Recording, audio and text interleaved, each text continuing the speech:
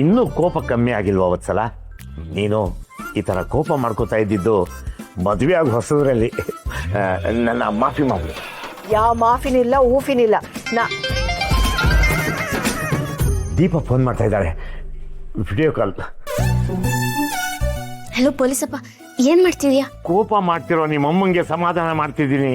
ಅವಳು ನನ್ನ ಮಾತೇ ಕೇಳ್ತಾ ಇಲ್ಲ, ನೀನೇ ಸ್ವಲ್ಪ ಸಮಾಧಾನ ಮಾಡು. ಏನಮ್ಮ ನಿಂದು? ನಂದೇನೇ ಇದೆ, ಎಲ್ಲ ನಿಮ್ಮ ಅಪ್ಪಂದು. ಯಾಕೆ ಸಿಗರೇಟ್ ಸೇದ್ಬೇಕಾಗಿತ್ತು? ಮೊದಲು ಅದನ್ನ ಕೇಳು. ಪೊಲೀಸಪ್ಪ, ಸಿಗರೇಟ್ ಯಾಕೆ ಸೇದ್ಬೇಕಿತ್ತು ನೀನು? ಅದೇ ನರಸಿಂಹ ಪಾಸ್ ಆದ್ನಲ್ಲ, ಆ ಖುಷಿಗೆ ಅವನೇ ತಂದ್ಕೊಟ್ಟ. ಒಂದೇ ಒಂದು ಸೇದ್ನಪ್ಪ, ತಪ್ಪ. ಹೋಗ್ಲಿ ಬಿಡಮ್ಮ, ಒಂದೇ ಒಂದ್ ಸಿಗರೇಟ್ ಅಂತೆ. ನೋಡು, ಯಾವಾಗ್ಲೂ ನಿಮ್ಮ ಅಪ್ಪನ ಪರ ವಹಿಸ್ಕೊಂಡು ಬರ್ಬೇಡ ನೀನು. ಸುಮ್ನೆ ಇದ್ಬಿಡು.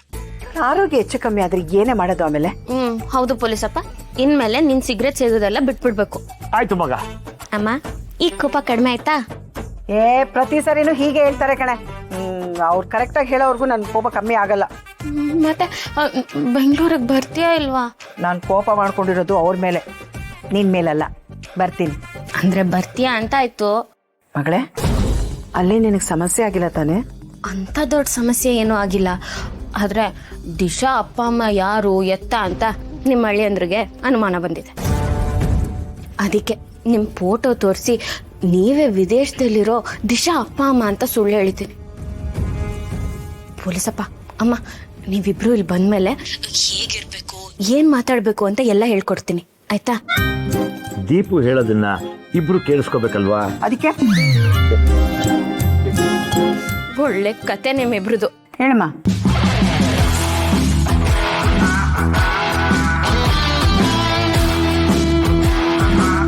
ನಾನು ಹೇಳಿದ್ ನಿಮ್ಮಿಬ್ರಿಗೂ ಅರ್ಥ ಆಯ್ತಲ್ವಾ? ನೋಡ್ತಾ ಇರು ಮಗ, ಅವತ್ತು ನಿಮ್ಮ ಮನೆಯಲ್ಲಿ ನಾವಿಬ್ರು ಹೇಗಿರ್ತೀವಿ ಅಂತ ಕಳೆದು ಹೋಗ್ಬೇಕು ನೀನು. ನೀವು ಕಳೆದು ಹೋಗದೆ ಇದ್ರೆ ಸಾಕು. ನಿನ್ನ ನೋಡಿ ನಾನು ಅವತ್ತೇ ಕಳೆದು ಹೋಗಿದ್ದೀನಿ ಕಡೆ. ಮತ್ತೆ ಏನಿದೆಲ್ಲ? ಅಯ್ಯೋ, ಮಗಳು ಗೊತ್ತಿಲ್ವೇನೆ ನಾವೇನು ಅಂತ. ಸರಿ, ಈಗಲೇ ನೀವಿಬ್ರು ನಾನು ಹೇಳಿದನ್ನೆಲ್ಲ ಮಾಡಕ್ ರೆಡಿ ಆಗ್ಬಿಡಿ. ಅಮ್ಮ, ನೀನ್ ಅನುಭವದಲ್ಲಿರೋ ಅಭಿನಯ ಎಲ್ಲ ಇಲ್ಲಿ ತೋರಿಸ್ಬೇಕು. ನಿಮ್ಮ ಅಮ್ಮಂಗೆ ನೀನೇನಮ್ಮ ಹೇಳ್ಬೇಕು? ಒಂದು ಸಲ ನಟನೆ ಮಾಡಕ್ ನಿಂತ್ರೆ ಸಾಕು, ಎಲ್ಲ ಅವಾರ್ಡು ಇವ್ರಿಗೆ ಬಂದ್ಬಿಡ್ಬೇಕು. ಹೋಗ್ಲಿ ಸಾಕು, ಇದಕ್ಕೆಲ್ಲ ನಾನೇನ್ ಕರ್ಗಲ್ಲ. ಸರಿ ಸರಿ, ಫೋನ್ ಇಡ್ಲಾ? ಆಯ್ತು ಮಗ. ಅಮ್ಮ, ಪೊಲೀಸಪ್ಪನ್ ಬೈಬೇಡ. ಆಯ್ತಾಯ್ತು. ಸರಿ, ಇಡ್ತೀನಿ. ಒತ್ಸಲ ಊಟ ರೆಡಿ ಇದೆ, ಬನ್ನಿ.